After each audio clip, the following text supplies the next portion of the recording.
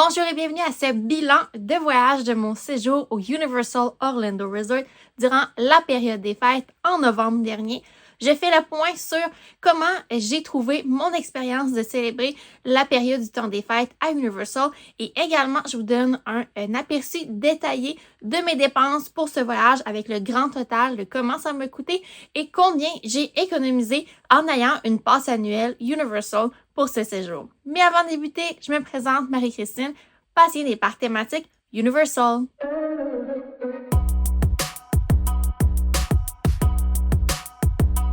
Donc, j'ai avec moi mon calepin de noces. Donc, c'est normal si je regarde un peu vers le bas. C'est pour vous donner les détails exacts de ce voyage qui avait lieu du 20 au 24 novembre 2025. Donc, c'est le creux entre, je dirais, le Veterans Day, donc qui est également célébré au Canada, et le Thanksgiving américain de fin novembre, qui est le 4e jeudi de novembre. Donc, pour la période, c'était vraiment idéal. Les parcs thématiques n'étaient pas trop bondés, mais vers la fin de mon séjour, je sentais là, que la foule commençait à arriver pour le Thanksgiving. Mais les 2-3 premières journées, on a été vraiment chanceuses durant ce voyage. Je dis chanceuse puisque c'était un voyage entre filles, donc on était 2 filles à Universal et j'ai vraiment aimé cette combinaison d'être seulement 2. Ça faisait qu'il y avait un petit peu moins de stress à vouloir tout faire quand on est en grand groupe et plaire à tous. Donc, c'est quelque chose que j'aime quand même faire en voyage en duo ou en quatuor, c'est quand même un bon nombre. Sinon, quand c'est un voyage avec un grand groupe, je baisse vraiment mes attentes pour faire quelques trucs ici et là que j'ai envie de faire. Mais pour ce voyage-ci, on a vraiment fait tout ce qu'on avait envie de faire et même plus. Donc, je vous partage tous les détails. Alors, on commence avec portion avion. Donc, le 20 novembre, à notre départ, j'avais réservé un vol avec escale à Montréal et c'était parce qu'il y avait également un vol direct de Québec vers Orlando que j'avais décidé de ne pas réserver. Donc, ce voyage-ci, on l'a réservé environ 2 semaines avant le départ, quand même assez dernière minute pour ma part, mais je commence quand même à être habituée à réserver du dernière minute. On a souvent des bons rabais pour combler les places. Donc, le vol direct de Québec, je l'avais pas réservé initialement parce que je voyais qu'il y avait environ seulement une dizaine de places où est-ce que les sièges avaient été réservés et je trouvais que c'est un petit peu un signe qu'il allait peut-être être annulé. Par contre, il n'a pas du tout été annulé le matin même puisque au retour, le vol était prévu pour l'avion qui ramenait les gens vers Toronto. Donc, le vol était plein au retour. Donc, l'aller Québec-Orlando s'est fait. Quand on est arrivé à l'aéroport de Québec, on nous a offert de changer de vol entre celui avec escale pour le vol direct. Donc, on a sauvé environ 3 heures cette journée-là, puisque l'escale à Montréal nous rallongeait de 2 heures, plus ensuite le deuxième vol. Donc là, on avait un vol direct et on est arrivé vers 9h30 le matin à Orlando. Par contre, on n'a pas pu sortir de l'avion avant 10h du matin, puisque c'est l'heure à laquelle les douanes d'Orlando ouvrent le matin. Et ensuite, vers 10h30, on était déjà au carrousel à bagages, on ramassait nos bagages et on est allé manger une petite bouchée au food court entre le terminal A et B central à Orlando. J'aime bien faire ça avant de prendre le transport, juste avoir quelque chose d'un petit peu consistant dans mon corps. Donc, j'ai pris des chicken nuggets au McDonald's et c'était vraiment très satisfaisant, même s'il était pas tout à fait l'heure du lunch. Ensuite, j'ai commandé notre Lyft que je ne commande pas d'avance à Orlando puisque l'inventaire est quand même assez important. Il y a beaucoup de chauffeurs Lyft et Uber à Orlando et on a attendu environ 5-7 minutes avant que notre Lyft XL vienne nous chercher. Je prends souvent un Lyft XL puisque je voyage avec des valises en soute. Donc, je m'assure qu'on a un véhicule qui va pouvoir accueillir nos bagages. Et ensuite, on est arrivé vers l'hôtel vers 11h30. Donc, quand même, très efficace comme journée. Une fois arrivée à l'hôtel, j'ai été vraiment surprise puisqu'il y avait personne dans le lobby. Et normalement, quand on arrive au Dockside ou au Surfside, il y a toujours beaucoup d'action dans le lobby. Cette fois-ci, c'était super calme. On se demandait même si on n'était pas les seules personnes sur Terre, tellement que c'était silencieux et qu'il y avait presque personne dans le lobby. Donc, notre chambre était déjà prête et on est allé porter nos valises, on a pris une petite douche, on s'est changé et ensuite, on a attaqué les parcs thématiques. On s'est rendu initialement dans Universal Studios Florida. C'est comme le parc que je sais que les temps d'attente sont beaucoup plus bas que Islands Adventure. Donc, c'est souvent celui que je mise en premier pour faire le plus d'attractions possible. Et à Universal, il y a souvent une tendance que vers l'heure du souper le soir, les gens quittent le parc et c'est presque comme ça à tous les jours de l'année. Les gens vont manger à l'extérieur, retournent chez eux, manger, ils ont passé la journée et ne passent pas nécessairement la soirée à Universal. Donc, après l'heure du souper, c'est souvent là question de faire des manèges à Islands Adventure. Il y a souvent peu d'attente, donc c'est souvent ma stratégie que j'ambitionne pour maximiser mon temps dans les parcs thématiques.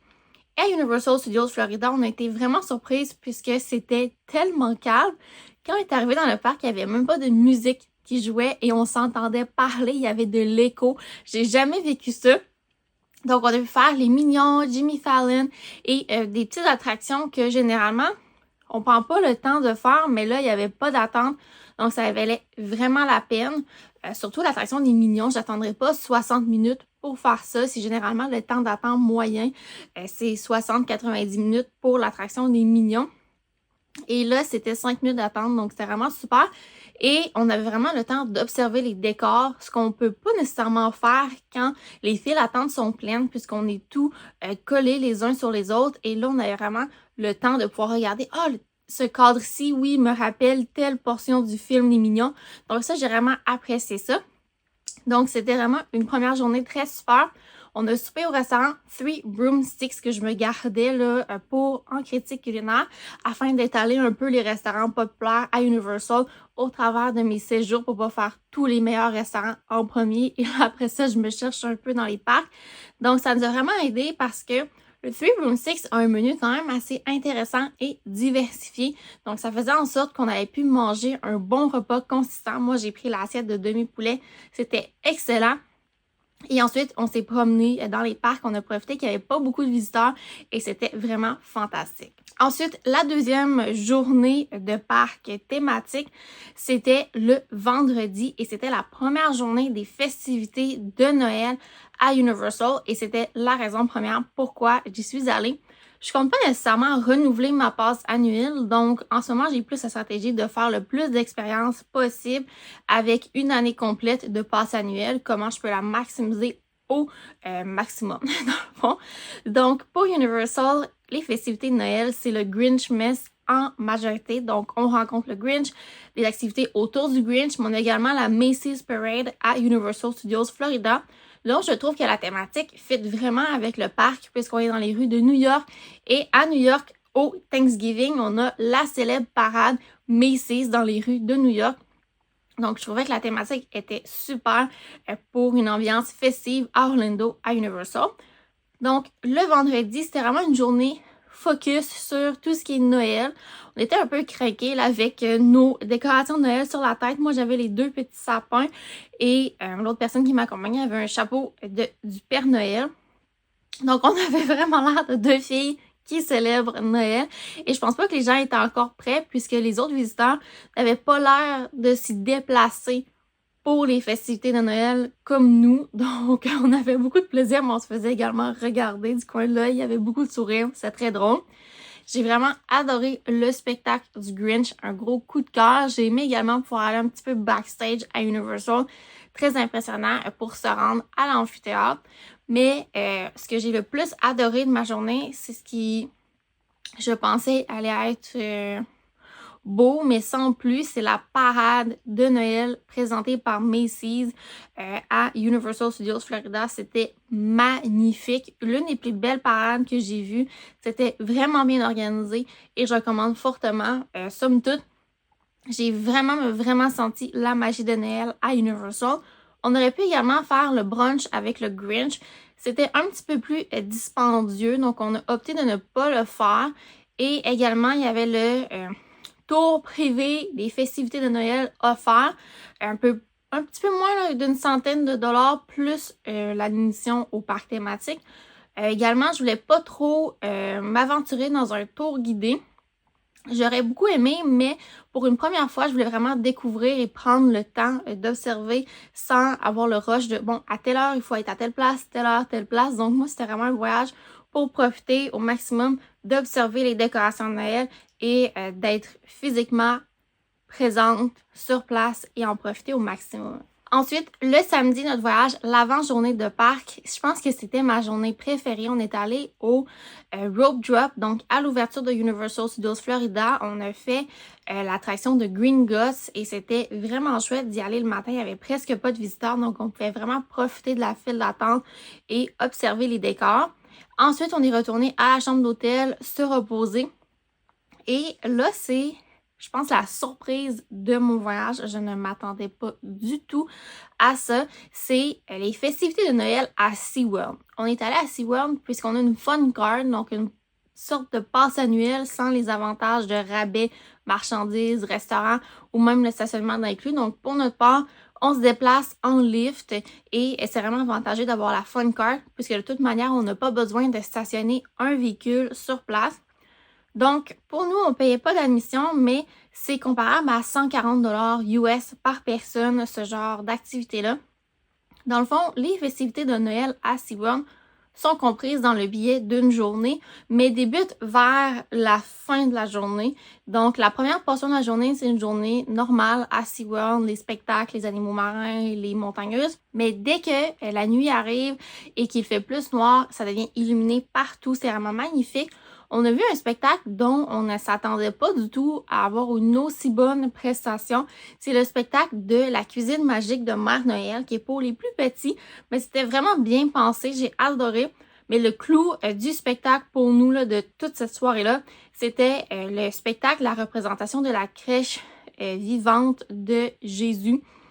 Je m'attendais pas du tout à ça. Je suis allée puisqu'on m'a dit que c'était à l'intérieur, ça comblait bien le temps.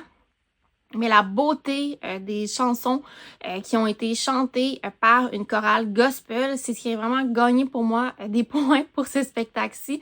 J'ai jamais vu une prestation musicale aussi bonne dans un parc thématique. Tous les chanteurs étaient meilleurs que la qualité Broadway. C'était excellent. Même si c'est un spectacle religieux, j'ai aimé la beauté et la performance des personnes sur scène qui se donnaient à fond pour vraiment donner la meilleure prestation musicale pour le temps des fêtes. Un autre élément que j'ai beaucoup aimé à SeaWorld, c'est de voir le spectacle des orques de soir. Donc, c'était quelque chose que je voulais comparer. Donc, je suis allée en après-midi et à la tombée de la nuit. Et vraiment, de soir, c'est impressionnant le spectacle puisque le bassin est illuminé. On les voit vraiment bien arriver. Donc ça, j'ai vraiment été surprise. C'était également dans mes coups de cœur de la soirée. Et une des choses très impressionnantes était le spectacle de passage artistique sur glace extérieure. Donc, je m'attendais vraiment pas à ça, surtout pour un endroit comme la Floride. Cette journée-là, il faisait autour de 30 degrés. C'était assez chaud.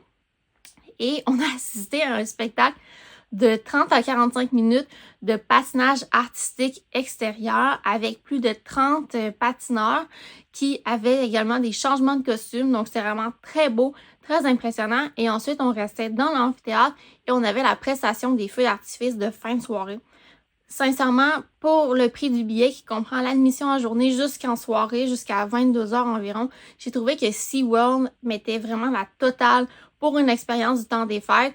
Et je trouvais que j'en avais vraiment pour mon argent. Là, genre, j'étais tout le temps impressionnée de la qualité des prestations sur place. On avait également des endroits comme des joueurs de saxophone, de violon. Donc, c'était vraiment très beau et tout le monde était excellent dans les artistes sur place cette soirée-là. J'ai été épatée et émerveillée de ma journée à SeaWorld. Et ensuite, pour la dernière journée du voyage, c'est souvent la journée que je ne planifie pas grandes activités, donc on profite vraiment plus du moment présent. Donc, c'est pas vraiment la journée où est-ce que je vais essayer de faire tout ce que j'ai pas eu le temps de faire. Donc, j'essaie dans les 2 premières journées du voyage de faire mes must-do.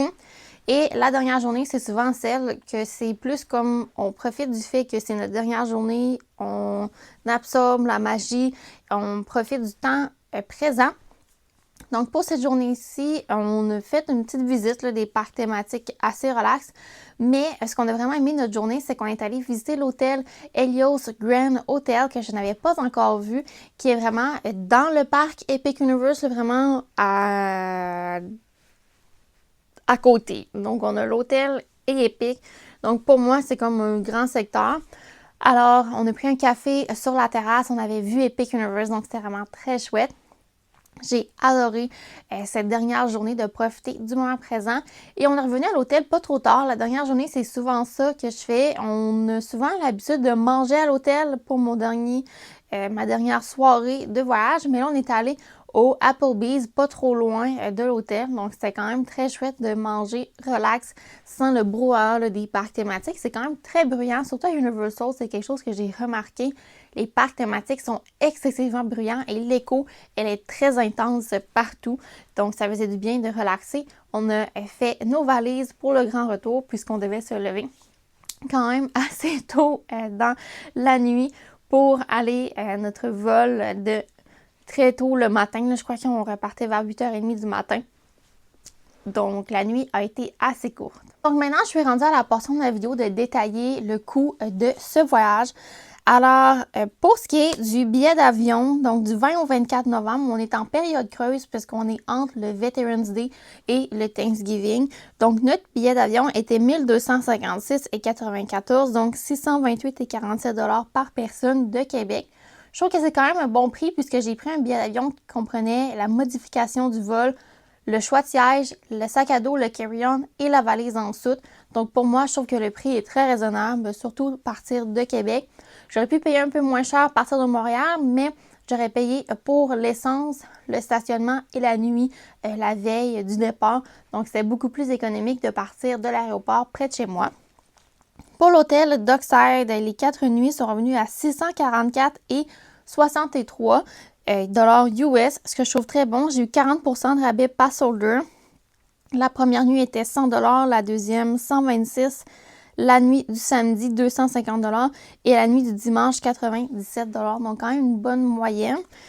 J'ai fait le comparatif et il y avait un rabais offert pour tous. Donc, si j'avais payé le prix pour tous, c'était 853,89 $. Donc, j'ai fait une économie de 209,26 $.